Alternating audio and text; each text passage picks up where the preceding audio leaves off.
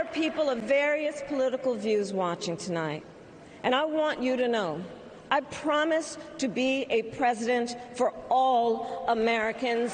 You can always trust me to put country above party and self.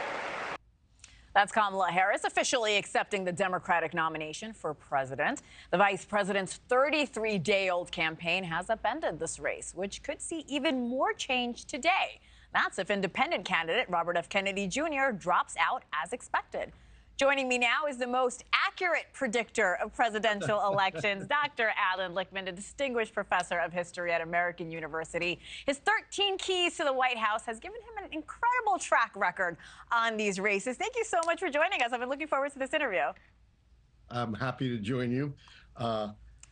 Your formula. RFK Jr. Yes, dropping please. out, is a very good sign for the party in power. One of my negative keys against the White House party is a significant third-party campaign, because that's always a sign of discontent with governing. And the basis of my keys to the White House is that it's governing, not campaigning, that counts. You see right there, key number 4, third party. The disappearing RFK campaign then wipes out a possible negative key against the incumbent party. I'm not ready to make a prediction yet, but it's a positive development. Plus, you know, if he doesn't endorse Trump, that just shows the falsification of his whole campaign, which supposedly was based on being an independent voice, not subservient to either party. Look, Allan, I'm not going to bet against you. Your formula speaks for itself. Incredible accuracy since 1984 when you started.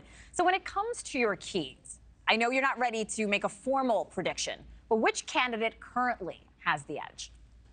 You know, I never make a preliminary current prediction, but I will tell you what I've said on your air and what I've said for 6 months. A lot would have to go wrong for the Democrats to lose. That could happen, and you'll hear my final prediction after Labor Day, and I'm happy to come back and talk about it at great length. But I have been as constant as the Northern Star in what I've been saying about the complexion of the race, based upon, as you say, the only prediction system with a 40-year track record. Hey, I'm as old as Donald Trump. I'm going to hold you to that because we want to talk to you after Labor Day. Look, Kamala accepted the nomination 33 days ago. Has that changed your keys at all? No, no, it changed one key. Okay. The incumbency key. She's not the incumbent president. But finally, the Democrats grew a spine and grew a brain and avoided the loss of another key party contest by uniting behind Harris. It's the best thing the Democrats have done in years. If they had lost both of those keys, the contest key and the incumbency key, they'd be in a terrible position to gain re-election. But by preserving the contest key and losing only one key, and then with the kind of demise of the RFK Jr. campaign, they're really not in any worse position. Out of the 13 keys here, Allan, do you think any more can change before November? Absolutely. Doesn't look like social unrest is going to emerge, but the shakiest keys are the 2 foreign/military keys. Look, they depend upon the vicissitudes of war. Try to say that fast, both in Gaza and Ukraine.